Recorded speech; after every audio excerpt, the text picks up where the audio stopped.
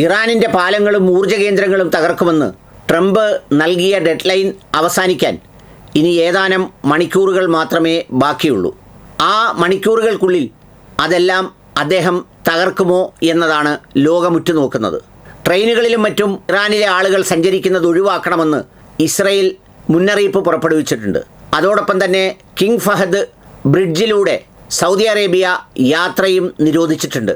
കാരണം ഇറാനെ ആക്രമിച്ചാൽ ഇറാൻ അതിനു പകരം ആ മേഖലയിലാകെ തകർക്കുമെന്നും മിഡിൽ ഈസ്റ്റിലാകെ തങ്ങൾ നാശം വിതയ്ക്കുമെന്നും പ്രഖ്യാപിച്ചിരിക്കുന്നത് കൊണ്ടാണ് അതിൻ്റെ പ്രത്യാഘാതം ഒഴിവാക്കാൻ അത്തരം ഒരു നിലപാടിലേക്ക് പോകുന്നത്.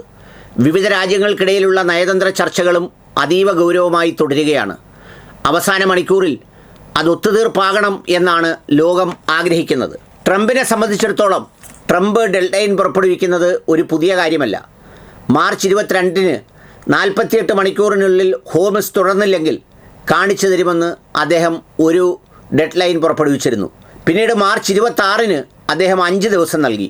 പിന്നീട് മാർച്ച് 27-ന് 10 ദിവസം നൽകി. ഏപ്രിൽ 4-ന് 48 മണിക്കൂർ നൽകി. ഏപ്രിൽ 5-ന് ചൊവ്വാഴ്ചയ്ക്കകം തുറക്കണം എന്ന് പറഞ്ഞു. ഏപ്രിൽ 7 ആയപ്പോൾ വീണ്ടും ഈ പറഞ്ഞതുപോലെ നിയന്ത്രണം വിട്ട് വായിൽ വന്ന തെറി മുഴുവൻ, സാധാരണ തെരുവിൽ നിന്ന് പോലും ആളുകൾ പറയാൻ മടിക്കുന്ന തെറി വിളിച്ച് വീണ്ടും ചൊവ്വാഴ്ച എന്ന് പറഞ്ഞു.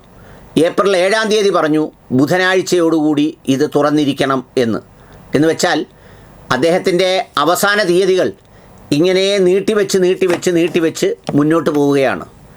ഇറാനാകട്ടെ ഇതിനോട് പ്രകടമായി ഒരു തണുത്ത പ്രതികരണമാണ്. അങ്ങനെ ഡെഡ്ലൈനുകളിൽ വർക്ക് ചെയ്യാൻ തങ്ങൾക്കാവില്ലെന്നും അതുപോലെ തന്നെ 10 ദിവസത്തെ സീസ് ഫയർ വെടിനിർത്തൽ പ്രഖ്യാപനവുമൊക്കെ ഇറാൻ തള്ളി.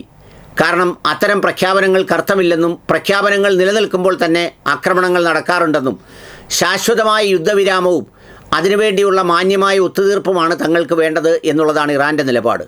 ലോകം മുഴുവൻ ആഗ്രഹിക്കുന്നത് ഈ യുദ്ധക്കൊതിയനായ വട്ടൻ ആക്രമണം നടത്തരുതെന്നും അതിൻ്റെ പ്രതികാരത്തിൽ മിഡിൽ ഈസ്റ്റിൽ മുഴുവൻ തലങ്ങും വിലങ്ങും ഇറാൻ അടിച്ചു തകർക്കുന്നൊരു സാഹചര്യം ഉണ്ടാകരുതെന്നുമാണ്. കാരണം ഇപ്പോൾ തന്നെ അടുക്കളയും തെരുവുകളുമടക്കം പ്രതിസന്ധിയിലായി കഴിഞ്ഞു.